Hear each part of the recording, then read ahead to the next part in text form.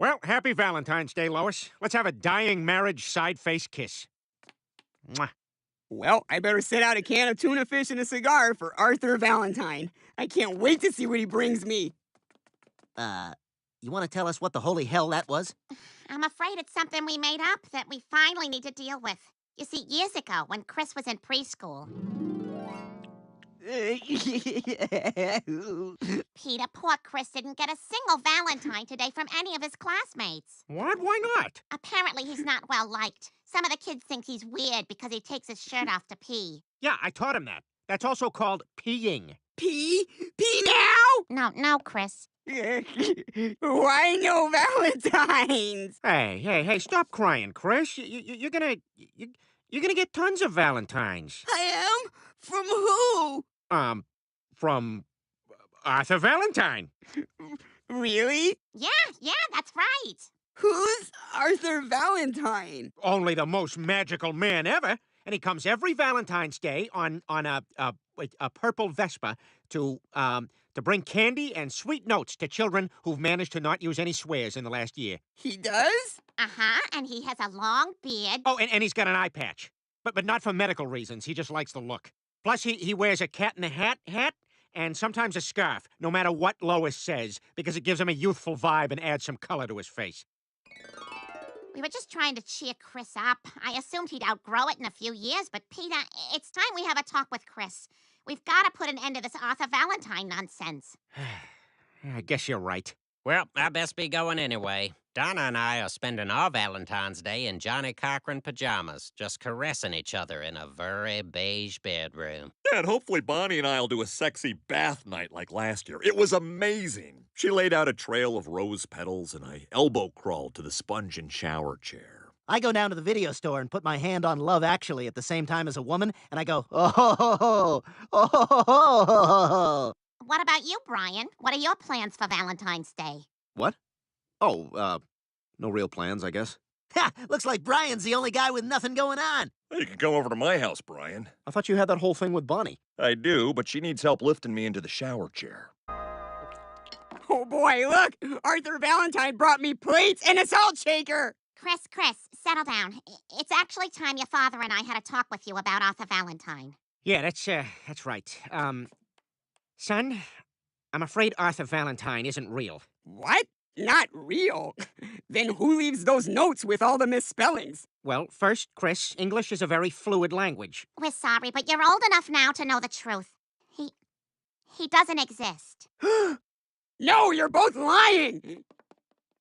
What are we gonna do? It seems like there's no getting through to him. You know, if Chris is this hard to convince, we may just have to kill Arthur Valentine. What? What do you mean? Maybe we make Chris believe that Arthur Valentine is dead. Huh. Well, we just might have to.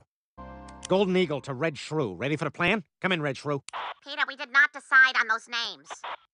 Chris, come down here, quick! I see Arthur Valentine outside. I think he's come to say hi. Really? Yeah, look! Oh my God. Hi, Arthur! I love you so much and I haven't cussed once today! Dad, get the bowl of tuna from under my bed!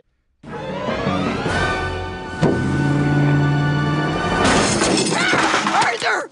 Oh my God, he's dead! He's dead!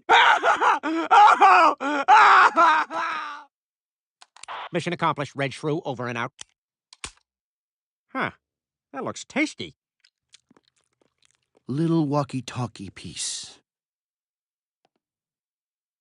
Peter, I'm really worried about Chris. The shock of seeing Arthur Valentine die seems to have really gotten to him.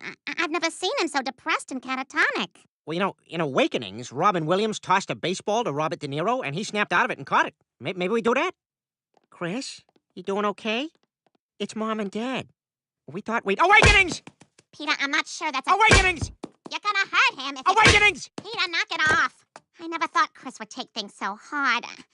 I think we went too far by killing Arthur Valentine. We have to bring him back to life. What? Are you serious? It's the only thing that'll snap him out of it. Well, maybe, but what if I try it with a basketball? Awakenings! Oh, God, that broke his nose. He didn't even flinch. It's bad. Let's do your thing. Let's twirl some toilet paper up into his nose, and then we'll do your thing. Chris, you gotta snap out of this. I mean, I've been where you're at. Listen, I've never told anyone this, but I killed a jaywalker in 2002. She looked old, but she was only 51. I mean, back then, that was old to me. It's why I always talk and ask questions so much. When there's any moment of quiet, I think about her. That's why all mothers do that. Every mother has killed someone. Now drink your ginger ale. Hey, hey, hey! It's Arthur Valentine here to accelerate awkwardly into a bush. Damn it! Arthur Valentine?